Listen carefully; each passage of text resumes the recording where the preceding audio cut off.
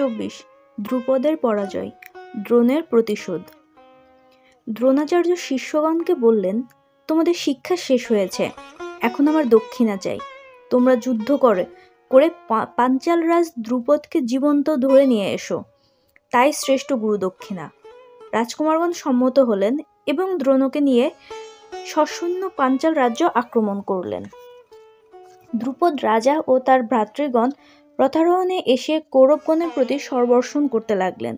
দুর্যোধন প্রভৃতির দর্প দেখে অর্জুন দ্রোণকে বললেন, ওরা দ্রুপদকে বন্দি করতে পারবে না, ওরা আগে নিজেদের বিক্রম দেখাক, তারপর আমরা যুদ্ধে নামব।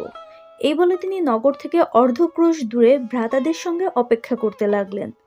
দ্রুপদের বাণ বর্ষণে দুর্যোধনাদি ব্যতিব্যস্ত হলেন। তাদের সৈন্যের উপর নগরবাসী বালক বৃদ্ধ সকলে মিলে মুষল ও যষ্টি বর্ষণ করতে লাগলো। কৌরবদের আর্তরব শুনে যুধিষ্ঠিরকে তার ভ্রাতারা বললেন, আপনি যুদ্ধ করবেন না। এই বলে তারা রথারোহণে অগ্রসর হলেন। ভীম কৃতান্তের ন্যায় গদাহস্তে ধাবিত হয়ে পাঞ্চাল রাজের গজসৈন্য, অশ্বরথ প্রভৃতি ধ্বংস করতে লাগলেন।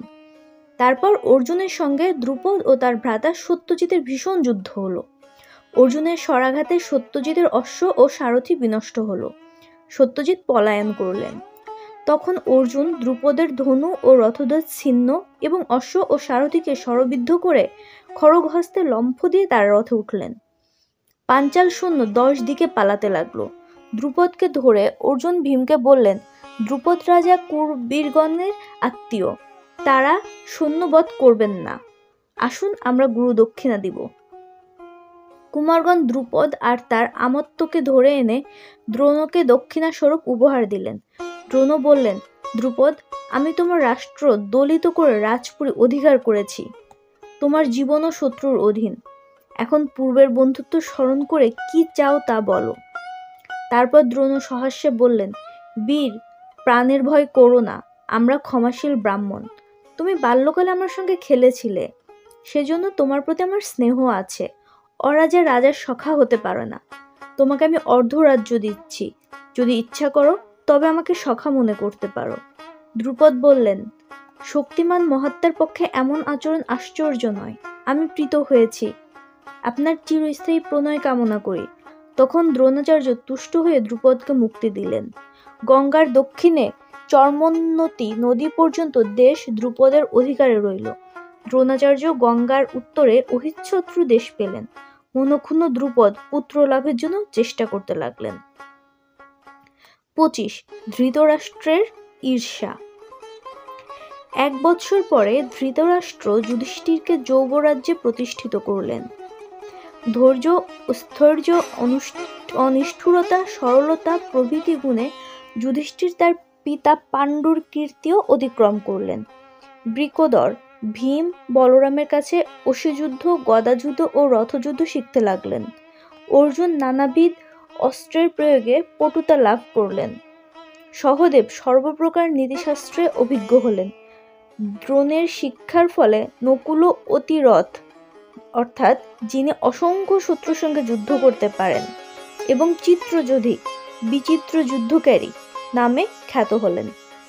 অর্জুন প্রভৃতি পাণ্ডবগণ বহু দেশ জয় করে নিজেদের রাজ্য বিস্তার করলেন। পাণ্ডবদের বিক্রমের খ্যাতি অতিশয় বৃদ্ধি পাচ্ছে শুনে ধৃতরাষ্ট্রের মন দূষিত হল। দুশ্চিন্তার জন্য তার নিদ্রার ব্যাঘাত হতে লাগলো। তিনি মন্ত্রী শ্রেষ্ঠ রাজনীতিজ্ঞ কনিককে বললেন, দ্বিজোত্তম, পাণ্ডবদের খ্যাতি শুনে আমার অসূয়া হচ্ছে। তাদের সঙ্গে সন্ধি বা বিগ্রহ কি কর্তব্য তা বলুন, আমি আপনার উপদেশ পালন করব। রাজনীতি বিষয়ক বিবিধ উপদেশের প্রসঙ্গে কনিক বললেন, মহারাজ, উপযুক্ত কাল না আসা পর্যন্ত অমিত্রকে কলসের ন্যায় কাঁধে বইবেন, তারপর সুযোগ এলেই তাকে পাথরের উপর আছড়ে ফেলবেন। যাকে দরুণ কর্ম করতে হবে তিনি বিনীত হয়ে হাস্যমুখে কথা বলবেন, কিন্তু হৃদয়ে ক্ষুরধার থাকবেন। মৎস্যজীবী যেমন বিনা অপরাধে মৎস্য হত্যা করে, সেইরূপ পরের মর্মচ্ছেদ ও নিষ্ঠুর কর্ম না করে বিপুল ঐশ্বর্য লাভ হয় না। কুরুরাজ, আপনি সকলের শ্রেষ্ঠ, নিজেকে রক্ষা করুন যেন পাণ্ডবরা আপনার অনিষ্ট না করে।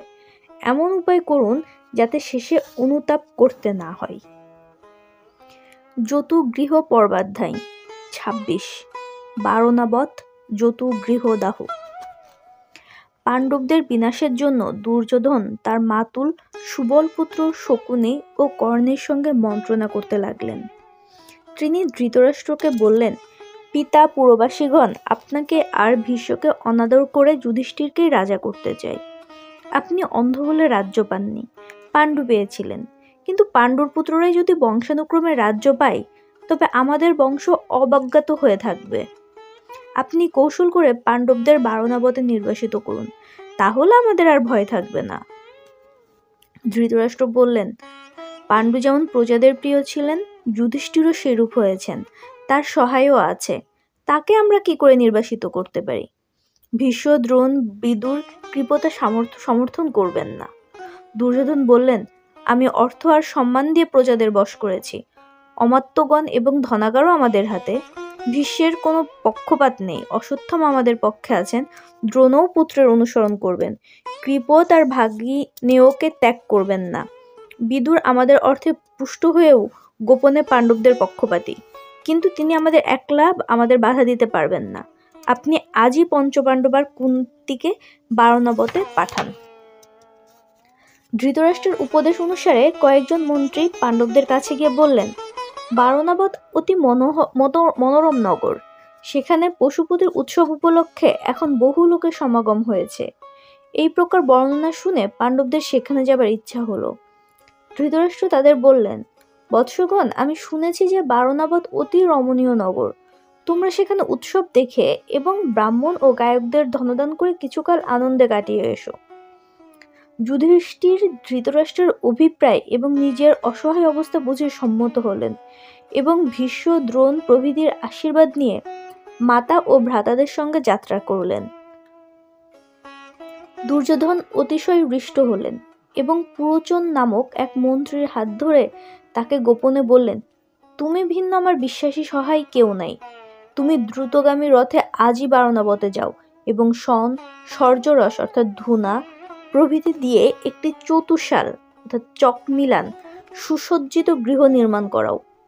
মৃত্তিকার সঙ্গে প্রচুর ঘৃত, তৈল, বসা, জুত অর্থাৎ গালা মিশিয়ে তার দেওয়ালে লেপ দেবে এবং চতুর্দিকে কাষ্ঠ, তৈল প্রভৃতি দাহ্য পদার্থ এমন করে রাখবে যাতে পাণ্ডবরা বুঝতে না পারে। তুমি সমাদর করে পাণ্ডবদের সেখানে বাসের জন্য নিয়ে যাবে এবং উত্তম আসন সজ্জা যান প্রভৃতি দেবে। কিছুকাল পরে যখন তারা নিশ্চিন্ত মনে নিদ্রামগ্ন থাকবে, তখন দ্বার দেশে অগ্নিদান করবে। পুরোচন তখনই দুর্যোধনের আদেশ পালন করতে বারণাবতে গেলেন। বুদ্ধিমান বিদুর দুর্যোধনের ভাবভঙ্গি দেখে তার দুষ্ট অভিসন্ধি বুঝতে পেরেছিলেন। বিদুর ও যুধিষ্ঠির দুজনেই ম্লেচ্ছ ভাষা জানতেন। যুধিষ্ঠিরের যাত্রাকালে বিদুর অন্যের অবদ্ধ ম্লেচ্ছ ভাষায় তাকে বললেন, শত্রুর অভিসন্ধি যে জানে সে যেন বিপদ থেকে নিস্তারের উপায় করে। লৌহ ভিন্ন অন্য অস্ত্রেও প্রাণনাশ হয়, অগ্নিতে শুষ্ক বন দগ্ধ হয়, কিন্তু গর্তবাসীর হানি হয় না। মানুষ সজারুর ন্যায় গর্তপথে পালিয়ে আত্মরক্ষা করতে পারে। যে লোক নক্ষত্র দ্বারা দিক নির্ণয় করতে পারে এবং পথ চিনে রাখে, সে নিজেকে এবং আরো 5 জনকে বাঁচাতে পারে। যুধিষ্ঠির উত্তর দিলেন, বুঝেছি। পথে যেতে কুন্তি যুধিষ্ঠিরকে প্রশ্ন করলেন, বিদুর তোমাকে অবদ্ধ ভাষায় কি বললেন, আর তুমিও বুঝেছি বললে, এর অর্থ কি? যুধিষ্ঠির বললেন, বিদুরের কথার অর্থ, আমাদের ঘরে আগুন লাগবে, পালাবার জন্য সকল পথই যেন আমরা চিনে রাখি। পাণ্ডবগণ বারণাবতে এলে সেখানকার প্রজারা জয়ধ্বনি করে সংবর্ধনা করল। তারাও ব্রাহ্মণাদি চতুর্বর্ণের অধিবাসীর গৃহে গিয়ে দেখা করলেন। পুরোচন মহা সমাদরে তাদের এক বাসভবনে নিয়ে গেলেন এবং আহার সজ্জা প্রভৃতির ব্যবস্থা করলেন। সেখানে 10 রাত্রি বাসের পর তিনি পাণ্ডবদের অন্য এক ভবনে নিয়ে গেলেন। তার নাম শিব, কিন্তু প্রকৃতপক্ষে তা অশিব। যুধিষ্ঠির সেখানে গিয়ে ঘৃত, বসা ও লাক্ষার গন্ধ পেয়ে ভীমকে বললেন, নিপুণ শিল্পীরা এই গৃহ আগ্নেয় পদার্থ দিয়ে প্রস্তুত করেছে, পাপী পুরোচন আমাদেরকে দগ্ধ করতে চায়। ভীম বললেন, যদি মনে করেন এখানে অগ্নিভয় আছে তবে পূর্বের বাসস্থানেই চলুন। যুধিষ্ঠির তাতে সম্মত হলেন না, বললেন, আমরা সন্দেহ করেছি জানলে পুরোচন বল প্রয়োগ করে আমাদেরকে দগ্ধ করবে, যদি পালিয়েই যাই তবে দুর্যোধনের চরেরা আমাদের হত্যা করবে। আমরা মৃগয়ার ছলে এই দেশে সর্বত্র বিচরণ করে পথ জেনে রাখব এবং এই জতুগৃহের ভূমিতে গর্ত করে তার ভিতরে বাস করব। আমাদের নিঃশ্বাসের শব্দও কেউ শুনতে পাবে না। সেই সময় একটি লোক এসে নির্জনে পাণ্ডবদের বলল, আমি খনন কার্যে নিপুণ, বিদুর আমাকে পাঠিয়েছে। আপনাদের যাত্রার পূর্বে তিনি ম্লেচ্ছ ভাষায় যুধিষ্ঠিরকে সতর্ক করেছিলেন, আমি তা জানি। এই আমার বিশ্বস্ততার প্রমাণ। কৃষ্ণপক্ষের চতুর্দশীর রাত্রিতে পুরোচন এই গৃহের দ্বারা আগুন দিবে। এখন আমাকে কি করতে হবে বলুন। যুধিষ্ঠির বললেন, তুমি বিদুরের তুল্যই আমার হিতার্থী, অগ্নিদাহ থেকে আমাদের রক্ষা করো। দুর্যোধনের আদেশে পুরোচন এই ভবনে অনেক অস্ত্র এনে রেখেছে। এখান থেকে পলায়ন করা দুঃসাধ্য। তুমি গোপনে আমাদের রক্ষার উপায় করো। খনক পরীক্ষায় ও গৃহ মধ্যে গর্ত করে এক বৃহৎ সুড়ঙ্গ প্রস্তুত করল এবং তার প্রবেশের পথে কপাট লাগিয়ে ভূমির সমান করে দিল, যাতে কেউ বুঝতে না পারে। পুরোচন গৃহের দ্বারদেশেই বাস করতেন, সেজন্য সুড়ঙ্গের মুখ আবৃত করা হলো। পাণ্ডবরা দিবসে এক বন থেকে অন্য বনে মৃগয়া করতেন এবং রাত্রিকালে সশস্ত্র ও সতর্ক হয়ে সুড়ঙ্গের মধ্যে বাস করতেন। এই রূপে 1 বৎসর অতীত হলে পুরোচন স্থির করলেন যে পাণ্ডবদের মনে কোনো সন্দেহ নেই। যুধিষ্ঠির তার ভ্রাতাদের বললেন, এখন আমাদের পলায়নের সময় এসেছে। আমরা অন্ধকারে আগুন দিয়ে পুরোচনকে দগ্ধ করব এবং অন্য 6 জনকে এখানে রেখে চলে যাব। একদিন কুন্তি ব্রাহ্মণ ভোজন করালেন। অনেক স্ত্রীলোকও এলো। তারা যথেচ্ছ পানভোজন করে রাত্রিতে চলে গেল। এক নিষাদী স্ত্রী তার 5 পুত্রকে নিয়ে খেতে এসেছিল। সে পুত্রদের সঙ্গে প্রচুর মদ্যপান করে মৃতপ্রায় হয়ে গৃহমধ্যেই নিদ্রামগ্ন হলো। সকলে সুষুপ্ত হলে ভীম পুরোচনের শয়ন গৃহে যত গৃহের দ্বারে এবং চতুর্দিকে আগুন লাগিয়ে দিলেন। পঞ্চপাণ্ডব ও কুন্তী সুড়ঙ্গে প্রবেশ করলেন। প্রবল বায়ুতে যতুগৃহে সর্বাধিক জ্বলে উঠল। অগ্নির উত্তাপে ও শব্দে নগরবাসীরাও জেগে উঠে বলতে লাগলো, পাপিষ্ঠ পুরোচন দুর্যোধনের আদেশে এই গৃহদাহ করে পাণ্ডবদের বধ করেছে। দুর্বুদ্ধি ধৃতরাষ্ট্রকে ধিক, যিনি নির্দোষ পাণ্ডবগণকে শত্রুর ন্যায় হত্যা করিয়াছেন। ভাগ্যক্রমে পাপাত্মা পুরোচনও পুড়ে মরেছে। বারানাথ বাসীরা জ্বলন্ত যতুগৃহের চতুর্দিক থেকে এইরূপ বিলাপ করে রাত্রি যাপন করল। পঞ্চপাণ্ডব ও কুন্তী অলক্ষিত হয়ে সুড়ঙ্গ দিয়ে বেরিয়ে এলেন। নিদ্রার ব্যাঘাতে এবং ভয়ে তারা চলতে পারলেন না। মহাবল ভীমসেন কুন্তীকে কাঁধে এবং নকুল সহদেবকে কোলে নিয়ে যুধিষ্ঠির অর্জুনের হাত ধরে বেগে চললেন। বিদুরের একজন বিশ্বস্ত অনুচর গঙ্গার তীরে একটি বায়ুবেগ সহ যন্ত্রযুক্ত পতাকা শোভিত নৌকা রেখেছিল। পাণ্ডবগণকে গঙ্গার অপর পারে এনে বিদুরের অনুচর জয়োচ্চারণ করে চলে গেল। নৌকা থেকে নেমে পাণ্ডবরা নক্ষত্র দেখে পথ নির্ণয় করে দক্ষিণ দিকে যেতে লাগলেন। দুর্গম দীর্ঘ পথ অতিক্রম করে পরদিন সন্ধ্যাকালে তারা হিংস্র প্রাণী সমাকুল ঘোর অরণ্যে উপস্থিত হলেন। কুন্তী প্রভৃতি সকলে তৃষ্ণায় কাতর হওয়ায় ভীম পদ্মপুটে এবং উত্তরীয় ভিজিয়ে জল নিয়ে এলেন। সকলে ক্লান্ত হয়ে ভূমিতে নিদ্রামগ্ন হলেন। কেবল ভীম জেগে থেকে নানা প্রকার চিন্তা করতে লাগলেন। রাত্রি প্রভাত হলে বারানাথবাসীরা আগুন নিভিয়ে দেখল পুরোচন পুড়ে মরেছে। পাণ্ডবদের খুঁজতে খুঁজতে তারা নিষাদী ও তার 5 পুত্রের দগ্ধ দেহ পেয়ে স্থির করল যে কুন্তী ও পঞ্চপাণ্ডব নিহত হয়েছেন। তারা সুড়ঙ্গ দেখতে পেলেন না, কারণ খনক তা মাটি দিয়ে ভরিয়ে দিয়েছিল। হস্তিনাপুরে সংবাদ গেলে ধৃতরাষ্ট্র বহু বিলাপ করলেন এবং কুন্তী ও যুধিষ্ঠিরাদির অন্ত্যেষ্টির জন্য বারানাবতে লোক পাঠালেন। তারপর জ্ঞাতিগণের সঙ্গে ভীষ্ম ও সপুত্র ধৃতরাষ্ট্র নিরাভরণ হয়ে 1 বস্ত্রে গঙ্গায় গিয়ে তর্পণ করলেন। সকলে রোদন করতে লাগলেন, কেবল বিদুর অধিক শোক প্রকাশ করলেন না। হিড়িম্ব বধ পর্বাধ্যায় 27। হিড়িম্ব ও হিড়িম্বা ঘটোৎকচের জন্ম। কুন্তী ও যুধিষ্ঠিরাদি যেখানে নিদ্রিত ছিলেন তার অনতি দূরে শালগাছের উপর হিড়িম্ব নামে এক রাক্ষস ছিল। তার বর্ণ বর্ষার মেঘের ন্যায়, চক্ষু পিঙ্গল, বদন দংস্ট্রাকরাল, কেশ ও শ্বশ্রু রক্তবর্ণ, আকার ভয়ঙ্কর। পাণ্ডবদের দেখে এই রাক্ষসের মনুষ্য মাংস খাবার ইচ্ছা হলো। সে তার ভগিনী হিড়িম্বাকে বলল, বহুকাল পরে আমার প্রিয় খাদ্য উপস্থিত হয়েছে, তার গন্ধে আমার লালা পড়ছে, জিহ্বা বেরিয়ে আসছে। আজ নরম মাংসে আমার ধারালো 8টি দাঁত বসাবো, মানুষের কণ্ঠ ছেদন করে ফেনিল রক্ত পান করব। তুমি ওদের বধ করে নিয়ে এসো, আজ আমরা দুজনে প্রচুর নরমাংসকে হাততালি দিয়ে নাচবো। ভ্রাতার কথা শুনে হিড়িম্বা গাছের উপর দিয়ে লাফাতে লাফাতে পাণ্ডবদের কাছে এসে দেখলো সকলেই নিদ্রিত, কেবল একজন জেগে আছেন। ভীমকে দেখে সে ভাবল, এই মহাবাহু সিংহ স্কন্দ উজ্জ্বলকান্তি পুরুষই আমার স্বামী হবার যোগ্য। আমি ভ্রাতার কথা শুনবো না। স্নেহের চেয়ে পতিপ্রেমী বড়। কামরূপিণী হিড়িম্বা সুন্দরী শালঙ্কারা নারীর রূপ ধারণ করে যেন লজ্জায় ঈষৎ হেসে ভীমসেনকে বলল, পুরুষ শ্রেষ্ঠ, আপনি কে, কোথা থেকে এসেছেন? এই দেবতুল্য পুরুষরা এবং এই সুকুমারী রমণী যারা ঘুমিয়ে রয়েছেন, এরা কে? এই বনে আমার ভ্রাতা হিড়িম্ব নামে এক রাক্ষস থাকে। সে আপনাদের মাংস খেতে চায়, সেজন্য আমাকে পাঠিয়েছে। আপনাকে দেখে আমি মোহিত হয়েছি। আপনি আমার পতি হন। আমি আকাশ চাইনি, আপনার সঙ্গে ইচ্ছানুসারে বিচরণ করব। ভীম বললেন, রাক্ষসী, নিদ্রিত মাতা ও ভ্রাতাদের রাক্ষসের কবলে ফেলে কে চলে যেতে পারে?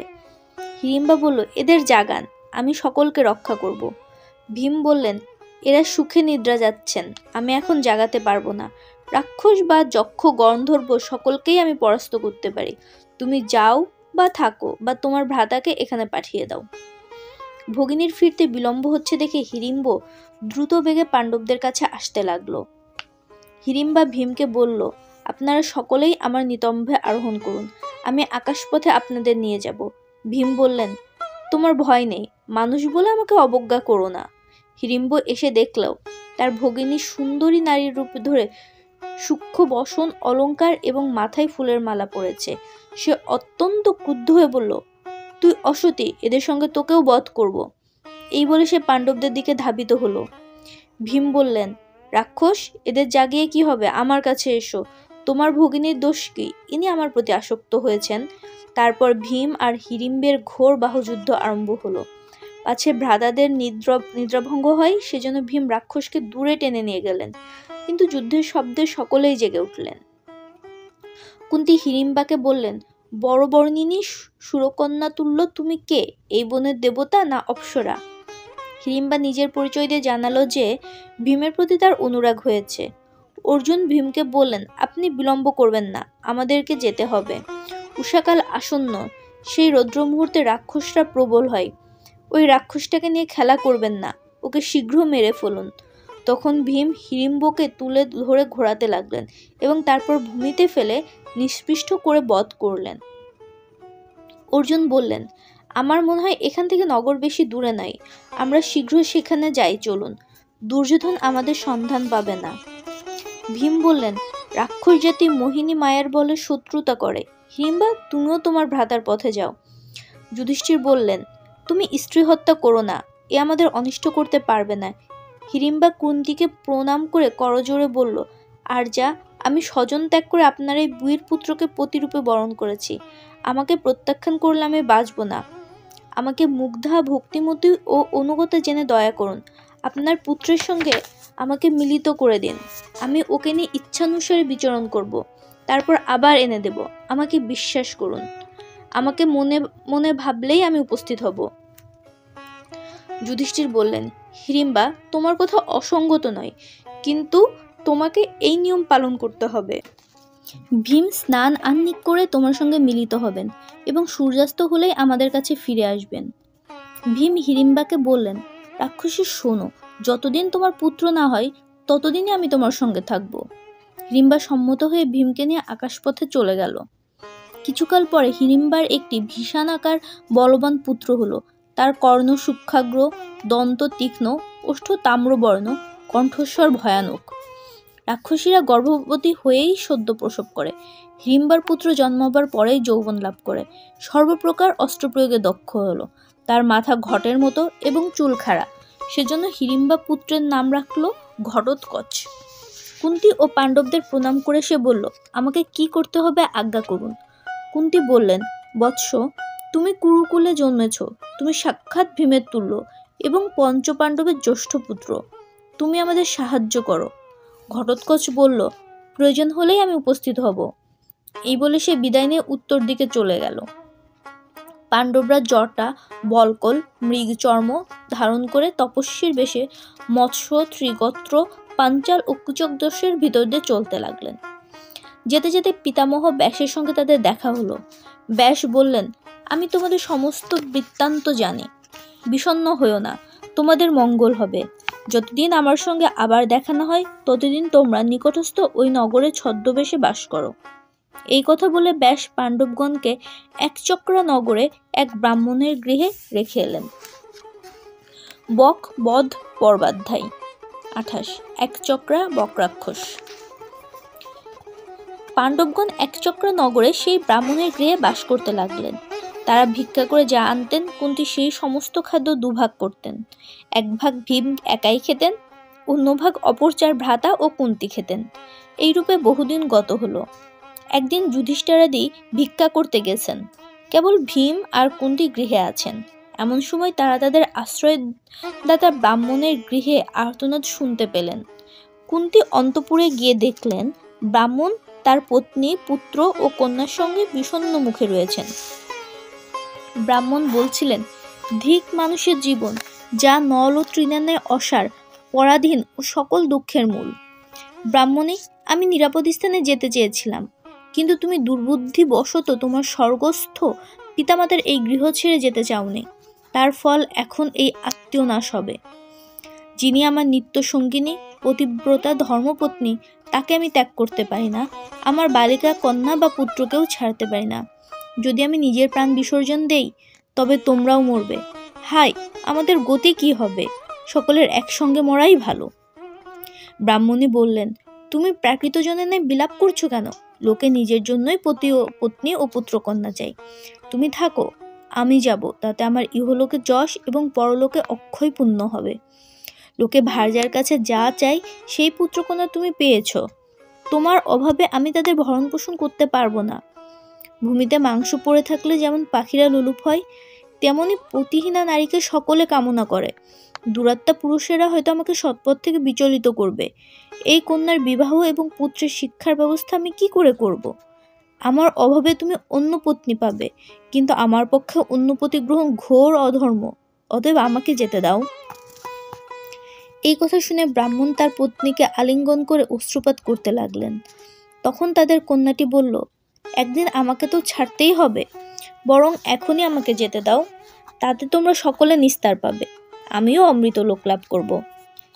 বালক পুত্রটি উৎফুল্ল নয়নে কলকণ্ঠে বললেন, তোমরা কেঁদো না, আমি এই তৃণ দিয়ে সেই রাক্ষসকে বধ করব। কুন্তী জিজ্ঞাসা করলেন, আপনাদের দুঃখের কারণ কি বলুন, যদি পারি তো দূর করতে চেষ্টা করব। ব্রাহ্মণ বললেন, এই নগরের নিকট বক নামে এক মহাবল রাক্ষস বাস করে। সেই এ দেশের প্রভু। আমাদের রাজা তার রাজধানী বেত্রকীয় গৃহে থাকেন। তিনি নির্বোধ ও দুর্বল, প্রজারক্ষার উপায় জানেন না। বক রাক্ষস এই দেশ রক্ষা করে। তার মূল্যস্বরূপ আমাদের প্রতিদিন একজন লোককে পাঠাইতে হয়। সে প্রচুর অন্ন ও 2 মহিষ সঙ্গে নিয়ে যায়। বক সেই মানুষ, মহিষ আর অন্ন ভোজন করে। আজ আমার পালা। আমার এমন ধন নেই যে অন্য কোনো মানুষকে কিনে নিয়ে রাক্ষসের কাছে পাঠাই। অগত্যা আমি স্ত্রী, পুত্র, কন্যাকে নিয়ে তার কাছে যাব। আমাদের সকলকেই সে খেয়ে ফেলুক। কুন্তী বললেন, আপনি দুঃখ করবেন না, আমার 5 পুত্রের একজন রাক্ষসের কাছে যাবে। ব্রাহ্মণ বললেন, আপনারা আমার শরণাগত ব্রাহ্মণ অতিথি, আপনাদের জন্য আমার জন্য আপনার পুত্রের প্রাণনাশ হতে পারে না। কুন্তী বললেন, আমার পুত্র বীর্যবান, মন্ত্রসিদ্ধ ও তেজস্বী। সে রাক্ষসের খাদ্য পৌঁছিয়ে দিয়েই ফিরে আসবে, কিন্তু আপনি কারো কাছে প্রকাশ করবেন না, কারণ মন্ত্রশিক্ষার জন্য লোকে আমার পুত্রের উপর উপদ্রব করবে। কুন্তীর কথা শুনে ব্রাহ্মণ অতিশয় হৃষ্ট হলেন। এমন সময় যুধিষ্ঠিরাদি ভিক্ষা নিয়ে ফিরে এলেন। ভীম রাক্ষসের কাছে যাবেন শুনে যুধিষ্ঠির মাতাকে বললেন, যার বাহুবলের ভরসে আমরা সুখে নিদ্রা যাই, যার ভয়ে দুর্যোধন প্রভৃতি বিনিদ্র থাকে, যিনি যতুগৃহ থেকে আমাদের উদ্ধার করেছেন, সেই ভীমসেনকে আপনি কোন বুদ্ধিতে ত্যাগ করছেন? কুন্তী বললেন, যুধিষ্ঠির, ভীমের বল অযুত হস্তির সমান, তার তুল্য বলবান কেউ নেই। এই ব্রাহ্মণের গৃহে আমরা সুখে নিরাপদ বাস করছি। এই প্রত্যুপকার করা আমাদের কর্তব্য। রাত্রি প্রভাত হলে ভীম অন্ন নিয়ে বকরাক্ষস যেখানে থাকে সেই বনে গেলেন এবং তার নাম ধরে ডাকতে লাগলেন। সে অত্যন্ত ক্রুদ্ধ হয়ে মহাবেগে ভীমের কাছে এসে দেখল ভীম অন্ন ভোজন করছেন। বক বলল, আমার অন্ন আমার সম্মুখেই কে খাচ্ছে? কোন দুর্বুদ্ধির জমালয়ে যেতে ইচ্ছা হয়েছে? ভীম মুখ ফিরে হাসতে হাসতে খেতে লাগলেন। রাক্ষস 2 হাত দিয়ে ভীমের পিঠে আঘাত করলো, কিন্তু ভীম গ্রাহ্য করলেন না। রাক্ষস একটা গাছ নিয়ে আক্রমণ করতে এলো। ভীম ভোজন শেষ করে আচমন করে বাঁ হাতে রাক্ষসের নিক্ষিপ্ত গাছ ধরে ফেললেন। তখন দুজনের বাহুযুদ্ধ হতে লাগলো। ভীম বক রাক্ষসকে ভূমিতে ফেলে নিষ্পৃষ্ট করে বধ করলেন। রাক্ষসের চিৎকার শুনে তার আত্মীয় পরিজন ভয় পেয়ে ঘর থেকে বেরিয়ে এলো। ভীম তাদের বললেন, তোমরা আর কখনো মানুষের হিংসা করবে না, যদি করো তোমাদেরও প্রাণ যাবে। রাক্ষসরা ভীমের আদেশ মেনে নিল। তারপর ভীম রাক্ষসের মৃতদেহ নগরের দ্বারদেশে ফেলে দিয়ে অন্যের অজ্ঞাতসারে ব্রাহ্মণের গৃহে ফিরে এলেন। নগরবাসীরা আশ্চর্য হয়ে ব্রাহ্মণের কাছে সংবাদ নিতে গেল।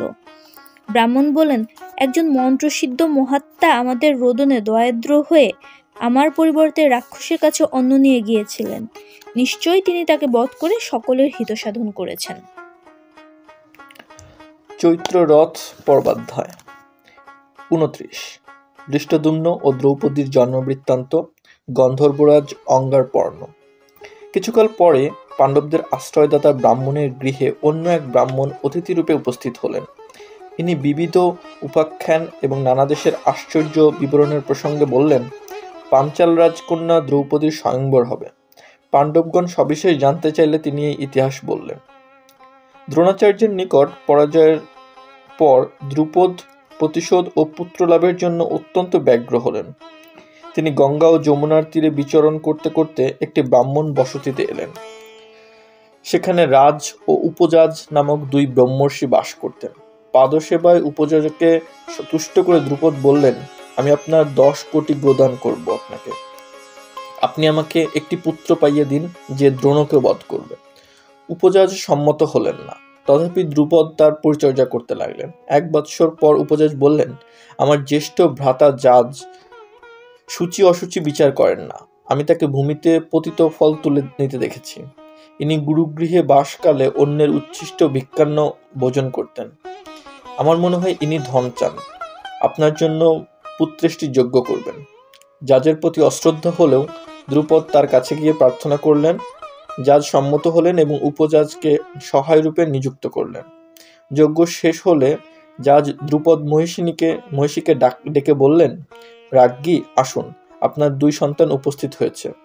মহিষী বললেন, আমার মুখ প্রক্ষালন আর স্নান হয়নি, আপনি অপেক্ষা করুন। জাজ বললেন, যজ্ঞাগ্নিতে আমি আহুতি দিচ্ছি, উপজাজ মন্ত্র পাঠ করছেন, এখন তা থেকে অভিষ্ট লাভ হবেই, আপনি আসুন বা না আসুন। জাজ আহুতি দিলে যজ্ঞাগ্নি থেকে এক অগ্নিবর্ম বর্মমুকুট ভূষিত খড়গ ধনুর্বাণধারী কুমার সগর্জনে উত্থিত হলেন। পাঞ্চালগণ হৃষ্ট হয়ে সাধু সাধু বলতে লাগলো। আকাশবাণী হলো, এই রাজপুত্র দ্রোণবধ করে রাজার শোক দূর করবেন। তারপর যজ্ঞবেদী থেকে কুমারী পাঞ্চালী উঠলেন। তিনি সুদর্শনা, শ্যামবর্ণা, পদ্মপলা সাক্ষী, কুঞ্চিত কৃষ্ণকেশী, পিনপয়ধরা। তার নিরুৎপলতুল্য সৌরভ 1 ক্রোশ দূরেও অনুভূত হয়। আকাশবাণী হলো, সর্বনারীর শ্রেষ্ঠা এই কৃষ্ণা হতে ক্ষত্রিয়ক্ষয় এবং কুরুবংশের মহাভয় উপস্থিত হবে। দ্রুপদ ও তার মহিষী এই কুমার কুমারীকে পুত্রকন্যা রূপে লাভ করে অতিশয় সন্তুষ্ট হলেন। ধৃষ্ট ও দুম্ন অর্থাৎ প্রগলভ ও দ্যুতি যশ বীর্যধন সমন্বিত, এই কারণে এই কুমারের নাম ধৃষ্টদ্যুম্ন হলো। শ্যামবর্ণের জন্য এবং আকাশবাণী অনুসারে কুমারীর নাম কৃষ্ণা হলো। দৈব অনিবার্য এই জেনে এবং নিজ কীর্তি রক্ষার জন্য দ্রোণাচার্য ধৃষ্টদ্যুম্নকে স্বগৃহে এনে অস্ত্র শিক্ষা দিলেন। এই বৃত্তান্ত শুনে পাণ্ডবগণ বিষণ্ণ হলেন। কুন্তী যুধিষ্ঠিরকে বললেন, আমরা এই ব্রাহ্মণের গৃহে বহুকাল বাস করেছি। এদেশে যে রমণীয় বন উপবন আছে তাও দেখা হয়েছে। এখন ভিক্ষাও পূর্বের ন্যায় যথেষ্ট পাওয়া যাচ্ছে না। যদি তোমরা ভালো মনে করো তবে পাঞ্চাল দেশে চলো। পাণ্ডবগণ সম্মত হলেন। এই সময়ে ব্যাস পুনর্বার তাদের সঙ্গে সাক্ষাৎ করতে এলেন। নানা বিচিত্র কথা প্রসঙ্গে তিনি বললেন, কোনো এক ঋষির একটি পরমা সুন্দরী কন্যা ছিল। পূর্বজন্মের কর্মদোষে তার প্রতিলাভ হয়নি। তার কঠোর তপস্যায় তুষ্ট হয়ে মহাদেব এসে বললেন, অভীষ্ট বর চাও। কন্যা বারবার বললেন, সর্বগুণান্বিত পতি কামনা করি। মহাদেব বললেন, তুমি 5 বার পতি চেয়েছ, এজন্য পরজন্মে তোমার 5টি ভরতবংশীয় পতি হবে। সেই দেবরূপিণী কন্যা কৃষ্ণা নামে দ্রুপদের বংশে জন্মেছে, সেই তোমাদের পত্নী হবে। তোমরা পাঞ্চাল নগরে যাও, দ্রুপদ কন্যাকে পেয়ে তোমরা খুশি হবে। পাণ্ডবরা পাঞ্চাল দেশে যাত্রা করলেন। এক অহোরাত্র পরে তারা সমাশ্রয়ণ তীর্থে গঙ্গা তীরে এলেন। অন্ধকারে পথ দেখবার জন্য অর্জুন একটি জ্বলন্ত কাঠ নিয়ে আগে আগে চললেন। এই সময় গন্ধর্বরাজ স্ত্রীদের নিয়ে গঙ্গায় জলক্রীড়া করতে এসেছিলেন। পাণ্ডবদের কণ্ঠস্বর শুনে তিনি ক্রুদ্ধ হয়ে বললেন, প্রাতঃসন্ধ্যায় পূর্বকাল পর্যন্ত সমস্ত রাত্রি যক্ষ গন্ধর্ব রাক্ষসদের, অবশিষ্টকাল মানুষের। রাত্রিতে কোনো মানুষ, এমনকি সসৈন্য নৃপতিও যদি জলের কাছে আসে তবে ব্রহ্মজ্ঞগণ নিন্দা করেন। আমি কুবেরের সখা গন্ধর্বরাজ অঙ্গারপর্ণ, এই বন আমার, তোমরা দূরে যাও। অর্জুন বললেন, সমুদ্র হিমালয়ের পার্শ্বে এবং এই গঙ্গায় দিনে রাত্রিতে বা সন্ধ্যায় কারো আসতে বাধা নেই। তোমার কথায় কেন আমরা গঙ্গার পবিত্র জল স্পর্শ করব না? তখন অঙ্গারপর্ণ পাণ্ডবদের প্রতি অনেকগুলো বাণ ছুড়লেন। অর্জুন তার মশাল আর ঢাল ঘুরিয়ে সমস্ত বাণ নিরস্ত করে দ্রোণের নিকট লব্ধ প্রদীপ্ত আগ্নেয় অস্ত্র নিক্ষেপ করলেন। গন্ধর্বরাজের রথ দগ্ধ হয়ে গেল। তিনি অচেতন হয়ে অধোমুখে পড়ে গেলেন। অর্জুন তার মাল্যভূষিত কেশ ধরে টানতে লাগলেন। গন্ধর্বের ভার্যা কুম্ভীনসী যুধিষ্ঠিরকে বললেন, মহাভাগ, আমি আপনার শরণাগতা, রক্ষা করুন, আমার স্বামীকে মুক্তি দিন। যুধিষ্ঠিরের অনুরোধে অর্জুন গন্ধর্বকে ছেড়ে দিলেন। গন্ধর্ব বললেন, আমি পরাজিত হয়েছি, নিজেকে আর অঙ্গারপর্ণ বলবো না। এখানে অঙ্গারপর্ণ অর্থাৎ যার পর্ণ বা বাহন জ্বলন্ত অঙ্গার তুল্য। আমার বিচিত্র রথ দগ্ধ হয়েছে। আমার এক নাম চিত্ররথ হলেও আমি দগ্ধরথ হয়েছি। হে মহাত্মা, যে মহাত্মা আমাকে প্রাণদান করেছেন সেই অর্জুনকে আমার চাক্ষুষী বিদ্যা দান করছি। রাজকুমার, তুমি ত্রিলোকের যা কিছু দেখতে ইচ্ছা করবে এই বিদ্যা বলে তা দেখতে পাবে। আমি তোমাকে আর তোমার প্রত্যেক ভ্রাতাকে 100 দিব্যবর্ণ বেগবান গন্ধর্বদেশীয় অশ্ব দিচ্ছি। এরা প্রভুর ইচ্ছানুসারে উপস্থিত হয়। অর্জুন বললেন, গন্ধর্ব, তুমি প্রাণ সংশয়ে যা আমাকে দিচ্ছ তা নিতে আমার প্রবৃত্তি হচ্ছে না। গন্ধর্ব বললেন, তুমি জীবন দিয়েছ, তার পরিবর্তে আমি চাক্ষুষী বিদ্যা দিচ্ছি। তোমার আগ্নেয় অস্ত্র এবং চিরস্থায়ী বন্ধুত্ব আমাকে দাও। অর্জুন গন্ধর্বের প্রার্থনা অনুসারে চাক্ষুষী বিদ্যা ও অশ্ব নিলেন এবং আগ্নেয়াস্ত্র দান করে সখ্যে আবদ্ধ হলেন। তিনি প্রশ্ন করলেন, আমরা বেদজ্ঞ ও শত্রু দমনে সমর্থ, তথাপি রাত্রিকালে আমাদের ধর্ষণ করলে কেন? গন্ধর্ব বললেন, তোমাদের অগ্নিহোত্র নেই, ব্রাহ্মণকে অগ্রবর্তী করেও চলো না, সেজন্য আমি তোমাদের ধর্ষণ করেছি। হে তাপত্য, শ্রেয়লাভের জন্য পুরোহিত নিয়োগ করা কর্তব্য। পুরোহিত না থাকলে কোনো রাজা কেবল বীরত্ব বা আভিজাত্যের প্রভাবে রাজ্য জয় করতে পারেন না। ব্রাহ্মণকে পুরোভাগে রাখলেই চিরকাল রাজ্য পালন করা যায়। 30. তপতি ও সংবরণ। অর্জুন প্রশ্ন করলেন, তুমি আমাকে তাপত্য বললে কেন? তপতি কে? আমরা তো কৌন্তেয়। গন্ধর্বরাজ এই ত্রিলোক বিস্তৃত উপাখ্যান বললেন। যিনি নিজ তেজে সমস্ত আকাশ ব্যক্ত করেন সেই সূর্যের এক কন্যার নাম তপতি। ইনি সাবিত্রীর কনিষ্ঠা। রূপে গুণে তিনি অতুলনা ছিলেন। সূর্যদেব এমন কোনো পাত্র খুঁজে পেলেন না যিনি তপতির উপযুক্ত। সেই সময় কুরুবংশীয় ঋক্ষপুত্র সংবরণ রাজা প্রত্যহ উদয়কালে সূর্যের আরাধনা করতে লাগলেন। তিনি ধার্মিক, রূপবান ও বিখ্যাত বংশের নৃপতি। সেজন্য সূর্য তাকেই কন্যা দিতে ইচ্ছা করলেন। একদিন সংবরণ পর্বতের নিকটস্থ বনে মৃগয়া করতে গেলে তার অশ্ব ক্ষুৎপিপাসায় পীড়িত হয়ে মরে গেল।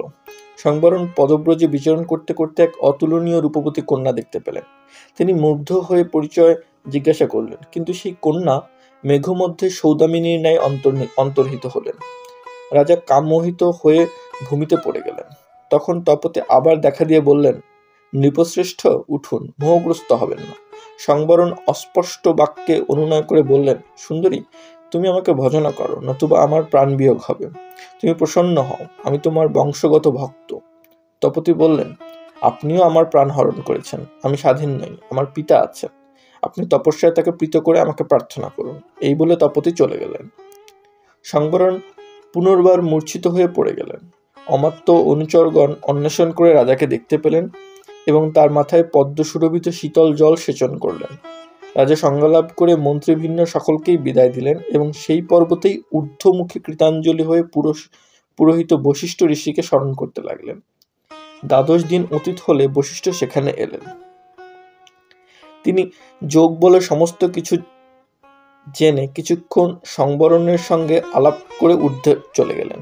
সূর্যের কাছে এসে বশিষ্ঠ প্রণাম করে কৃতাঞ্জলি পুটে বললেন, বিভাবসু, আপনার তপতী নামে যে কন্যা আছে তাকে আমি মহারাজ সংবরণের জন্য প্রার্থনা করছি। সূর্য সম্মত হয়ে তপতীকে দান করলেন এবং বশিষ্ঠ তাকে নিয়ে সংবরণের কাছে এলেন। সংবরণ তপতীকে বিবাহ করলেন এবং মন্ত্রীর উপর রাজ্য চালনার ভার দিয়ে সেই পর্বতের বনে উপবনে পত্নীর সঙ্গে 12 বৎসর সুখে বাস করলেন। এই 12 বৎসরে তার রাজ্যে এক বিন্দু বৃষ্টিপাত হলো না। স্থাবর জঙ্গম এবং সমস্ত প্রজা ক্ষয় পেতে লাগলো। লোকে ক্ষুধায় কাতর হয়ে পুত্র কলত্র ছেড়ে দিয়ে দিকে দিকে উদ্ভ্রান্ত হয়ে বিচরণ করতে লাগলো। বশিষ্ঠ মুনি সংবরণ ও তপতীকে রাজপুরীতে ফিরিয়ে আনলেন। তখন ইন্দ্র আবার বর্ষণ করলেন, শস্য উৎপন্ন হলো। অর্জুন সেই তপতীর গর্ভে কুরু নামক পুত্র হয়। তুমি তারই বংশে জন্মেছ, সেজন্য তুমি তাপত্য। 31 বশিষ্ঠ, বিশ্বামিত্র, শক্তি ও কলমাসপাদ, ঔর্বধম্য। অর্জুন বশিষ্ঠের ইতিহাস জানতে চাইলে গন্ধর্বরাজ বললেন, বশিষ্ঠ ব্রহ্মার মানস পুত্র, অরুন্ধতির পতি এবং ইক্ষ্বাকু কুলের পুরোহিত। কান্যকুব্জরাজ কুশিকের পুত্র গাধী, তার পুত্র বিশ্বামিত্র। একদা বিশ্বামিত্র সসৈন্যে মৃগয়ায় গিয়ে পিপাসিত হয়ে বশিষ্ঠের আশ্রমে এলেন। রাজার সৎকারের নিমিত্ত বশিষ্ঠ তার কামধেনু নন্দিনীকে বললেন, আমার যা প্রয়োজন তা দাও। নন্দিনী ধূমায়মান অন্নরাশি, সুপ, দধি, ঘৃত, মিষ্টান্ন, মদ্য প্রভৃতি ভক্ষ্য ও পেয় এবং বিবিধ রত্ন ও বসন উৎপন্ন করলে। বশিষ্ঠ তা দিয়ে বিশ্বামিত্রের সৎকার করলেন। নন্দিনীর মনোহর আকৃতি দেখে বিস্মিত হয়ে বিশ্বামিত্র বশিষ্ঠকে বললেন, আপনি 10 কোটি ধেনু বা আমার রাজ্য নিয়ে আপনার কামধেনু আমাকে দান করুন। বশিষ্ঠ সম্মত হলেন না। তখন বিশ্বামিত্র সবলে নন্দিনীকে হরণ করে কষাঘাতে তাকে নিয়ে যাবার চেষ্টা করলেন। নন্দিনী বলল, ভগবান, বিশ্বামিত্রের সৈন্যদের কষাঘাতে আমি অনাথার ন্যায় বিলাপ করছি, আপনি তো উপেক্ষা করছেন কেন? বশিষ্ঠ বললেন, ক্ষত্রিয়ের বল তেজ, ব্রাহ্মণের বল ক্ষমা। কল্যাণী, আমি তোমাকে ত্যাগ করিনি। যদি তোমার শক্তি থাকে তবে আমার কাছেই থাকো। তখন সেই পয়স্বিনী কামধেনু ভয়ঙ্কর রূপ ধারণ করে হম্বারবে সৈন্যদের বিতাড়িত করল। তার বিভিন্ন অঙ্গ থেকে পল্লব, দ্রবিড়, শক, যবন, শবর, পৌণ্ড্র, কিরাত, সিংহল, বর্বর, খস, পুলিন্দ, চীন, হুন, কেরল, ম্লেচ্ছ প্রভৃতি সৈন্য উৎপন্ন হয়ে বিশ্বামিত্রের সৈন্যদলকে বধ না করেও পরাজিত করল। বিশ্বামিত্র ক্রুদ্ধ হয়ে বশিষ্ঠের প্রতি বিবিধ স্বরবর্ষণ করলেন, কিন্তু বশিষ্ঠ একটি বংশদণ্ড দিয়ে সমস্ত নিরস্ত করলেন। বিশ্বামিত্র নানা প্রকার দিব্যাস্ত্র দিয়ে আক্রমণ করলেন, কিন্তু বশিষ্ঠের ব্রহ্মশক্তিযুক্ত যষ্টিতে সমস্ত ভস্মীভূত হল। বিশ্বামিত্রের আত্মগ্লানি হল। তিনি বললেন, ক্ষত্রিয় বলকে ধিক, ব্রহ্মতেজী বল। বলাবল দেখে আমি নিশ্চিত জেনেছি যে তপস্যাই পরম বল। তারপর বিশ্বামিত্র রাজ্য ত্যাগ করে তপস্যা নিরত হলেন। কলমাসপদ নামে এক ইক্ষ্বাকু বংশীয় রাজা ছিলেন। একদিন তিনি মৃগয়ায় শ্রান্ত, তৃষ্ণার্ত, ক্ষুধার্ত হয়ে এক সংকীর্ণ পথে দিয়ে চলছিলেন। সেই পথে বশিষ্ঠের জ্যেষ্ঠ পুত্র শক্তিকে আসতে দেখে রাজা বললেন, আমার পথ থেকে সরে যাও।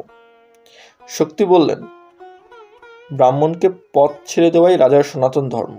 শক্তি কিছুতেই সরে গেলেন না দেখে রাজা তাকে কষাঘাত করলেন। শক্তি ক্রুদ্ধ হয়ে শাপ দিলেন, তুমি নরমাংসভোজী রাক্ষস হও। কলমাসপদকে যজমান রূপে পাবার জন্য বশিষ্ঠ আর বিশ্বামিত্রের মধ্যে প্রতিযোগিতা ছিল। অভিশপ্ত কলমাসপদ যখন শক্তিকে প্রসন্ন করবার চেষ্টা করেছিলেন, সেই সময় বিশ্বামিত্রের আদেশে কিঙ্কর নামে এক রাক্ষস রাজার শরীরে প্রবিষ্ট হল। ক্ষুধার্ত ব্রাহ্মণ বনমধ্যে রাজাকে দেখে তার কাছে মাংস অন্ন চাইলেন। রাজা তাকে অপেক্ষা করতে বলে সভাবনে গেলেন এবং অর্ধরাত্রে তার প্রতিশ্রুতি স্মরণ করে পাচককে সমাংস অন্ন নিয়ে যেতে আজ্ঞা দিলেন। পাচক জানালো সে মাংস নেই। রাক্ষসাবিষ্ট রাজা বললেন, তবে নরমাংস নিয়ে যাও। পাচক বদ্ধভূমিতে গিয়ে নরমাংস নিল এবং পাক করে অন্নের সহিত ব্রাহ্মণকে নিবেদন করল। দিব্যদৃষ্টিশালী ব্রাহ্মণ ক্রুদ্ধ হয়ে বললেন, যে নৃপাধম এই অভোজ্য পাঠিয়েছে সে নরমাংস ভোজী হবে। শক্তি এবং অরণ্যচারী ব্রাহ্মণ এই দুজনের শাপের ফলে রাক্ষসবিষ্ট কলমাসপাদ কর্তব্যশূন্য বিকৃতেন্দ্রিয় হলেন। একদিন তিনি শক্তিকে দেখে বললেন, তুমি যে শাপ দিয়েছ তার জন্য প্রথমেই তোমাকে খাবো। এই বলে তিনি শক্তিকে বধ করে ভক্ষণ করলেন।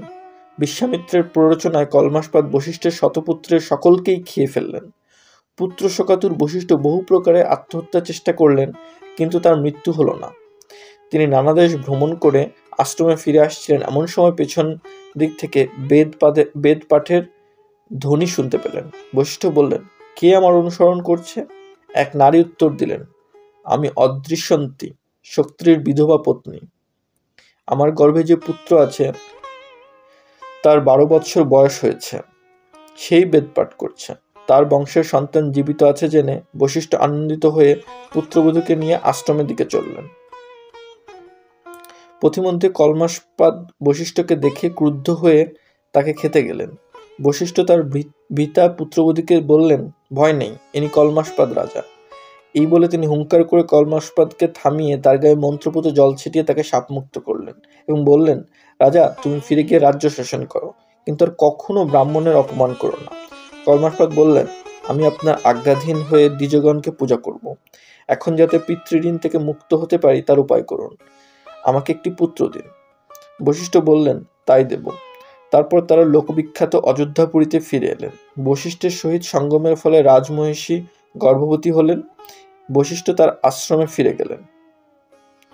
দ্বাদশ বৎসরে সন্তান ভূমিষ্ঠ হল না দেখে মহিষী পাষাণখণ্ড দিয়ে তার উদর বিদীর্ণ করে পুত্র প্রসব করলেন। এই পুত্রের নাম অশ্মক। ইনি পৌদন্য নগর স্থাপন করেছিলেন। বশিষ্ঠের পুত্রবধূ অদৃশ্যন্তীও একটি পুত্র প্রসব করলেন, তার নাম পরাশর। একদিন পরাশর বশিষ্ঠকে পিতা বলে সম্বোধন করলে অদৃশ্যন্তী শ্মশ্রুনয়নে বললেন, বৎস, পিতামহকে পিতা বলে ডেকো না, তোমার পিতাকে রাক্ষস খেয়েছে। পরাশর ক্রুদ্ধ হয়ে সর্বলোক বিনাশের সংকল্প করলেন। তিনি পৌত্রকে নিরস্ত করবার জন্য বশিষ্ঠ এই উপাখ্যান বললেন। পুরাকালে কৃতবীর্য নামে এক রাজা ছিলেন। তিনি তার পুরোহিত ভৃগুবংশীয়গণকে প্রচুর ধনধান্য দান করতেন। তার মৃত্যুর পর বংশধর ক্ষত্রিয়দের অর্থাভাব হলো। তারা ভার্গবদের কাছে প্রার্থী হয়ে এলেন। ভার্গবদের কেউ ভূগর্ভে ধন লুকিয়ে রাখলেন, কেউ ব্রাহ্মণদের দান করলেন, কেউ ক্ষত্রিয়গণকে দিলেন। একজন ক্ষত্রিয় ভার্গবদের গৃহ খনন করে ধন দেখতে পেলেন। তাতে সকলে ক্রুদ্ধ হয়ে ভার্গবগণকে বধ করলেন। ভার্গব নারীগণ ভয়ে হিমালয়ে আশ্রয় নিলেন। তাদের মধ্যে এক ব্রাহ্মণী তার উরুদেশে গর্ভ গোপন করে রাখলেন। ক্ষত্রিয়রা জানতে পেরে সেই গর্ভ নষ্ট করতে এলেন। তখন সেই ব্রাহ্মণীর উরু ভেদ করে মধ্যাহ্ন সূর্যের ন্যায় দীপ্তিমান পুত্র প্রসূত হলো। তার তেজে ক্ষত্রিয়গণ অন্ধ হয়ে গেলেন। তারা অনুগ্রহ ভিক্ষা করলে ব্রাহ্মণী বললেন, তোমরা আমার উরুজাত পুত্র ঔর্বকে প্রসন্ন করো। ক্ষত্রিয়গণের প্রার্থনায় ঔর্ব তাদের দৃষ্টিশক্তি ফিরিয়ে দিলেন। তারপর পিতৃগণের মৃত্যুর প্রতিশোধ নেবার জন্য তিনি ঘোর তপস্যা করতে লাগলেন। ঔর্বকে সর্বলোক বিনাশে উদ্যত দেখে পিতৃগণ এসে বললেন, বৎস, ক্রোধ সংবরণ করো। আমরা স্বর্গারোহণের জন্য উৎসুক ছিলাম, কিন্তু আত্মহত্যা স্বর্গলাভ হয় না, সেজন্য স্বেচ্ছায় ক্ষত্রিয়দের হাতে মরেছি। আমরা ইচ্ছা করলে ক্ষত্রিয় সংহার করতে পারতাম। তারপর পিতৃগণের অনুরোধে ঔর্ব তার ক্রোধাগ্নি সমুদ্র জলে নিক্ষেপ করলেন। সেই ক্রোধ ঘটকির মস্তক রূপে অগ্নি উদ্গার করে সমুদ্র জল পান করে। বশিষ্ঠের কাছে এই উপাখ্যান শুনে পরাশর তার ক্রোধ সংবরণ করলেন, কিন্তু তিনি রাক্ষস সত্র যজ্ঞ আরম্ভ করলেন। তাতে আবাল বৃদ্ধ সকল রাক্ষস দগ্ধ হতে লাগলো। অত্রি, পুলস্ত, পুলহ, ক্রতু ও মহাক্রতু রাক্ষসদের প্রাণ রক্ষার জন্য সেখানে উপস্থিত হলেন। পুলস্ত বললেন, ইনি রাবণ প্রভৃতির পূর্বপুরুষ। পুলস্ত বললেন, বৎস, যারা তোমার পিতার মৃত্যুর বিষয়ে কিছুই জানে না, সেই নির্দোষ রাক্ষসদের মেরে তোমার কি আনন্দ হচ্ছে? তুমি আমার বংশনাশ করো না। শক্তি সাপ দিয়েই নিজের মৃত্যু ডেকে এনেছিলেন। এখন তিনি তার ভ্রাতাদের সঙ্গে দেবলোকে সুখে আছেন। পুলস্তের কথায় পরাশর তার যজ্ঞ শেষ করলেন। অর্জুন জিজ্ঞাসা করলেন, কলমাসপাত কি কারণে তার মহিষীকে বশিষ্ঠের নিকট পুত্রোৎপাদনের জন্য নিযুক্ত করেছিলেন? গন্ধর্বরাজ বললেন, রাজা কলমাসপাত যখন রাক্ষস রূপে বনে বিচরণ করছিলেন তখন এক ব্রাহ্মণ ও তার পত্নীকে দেখতে পান। রাজা সেই ব্রাহ্মণকে খেয়ে ফেলেন। তাতে ব্রাহ্মণী শাপ দেন, স্ত্রী সঙ্গম করলেই তোমার মৃত্যু হবে। যাকে তুমি পুত্রহীন করেছ সেই বশিষ্ঠই তোমার পত্নীতে সন্তান উৎপাদন করবেন। এই কারণে কলমাসপাত তার মহিষীকে বশিষ্ঠের কাছে পাঠিয়েছিলেন। অর্জুন বললেন, গন্ধর্ব, তোমার সবই জানা আছে, এখন আমাদের উপযুক্ত পুরোহিত কে আছে তা বলো। গন্ধর্বরাজ বললেন, দেবলের কনিষ্ঠ ভ্রাতা ধূম্র উৎকোচক তীর্থে তপস্যা করছেন, তাকেই পৌরোহিত্যে বরণ করতে পারো। অর্জুন প্রীতমনে গন্ধর্বরাজকে আগ্নেয়াস্ত্র দান করে বললেন, অশ্বগুলো এখন তোমার কাছে থাকুক, আমরা প্রয়োজন হলেই নিব। তারপর তারা পরস্পরকে সম্মান দেখিয়ে নিজ নিজ অভীষ্ট স্থানে প্রস্থান করলেন। পাণ্ডবগণ ধূম্রের আশ্রমে গিয়ে তাকে পৌরোহিত্যে বরণ করলেন এবং তার সঙ্গে পাঞ্চালের স্বয়ংবরে যাবার ইচ্ছা করলেন।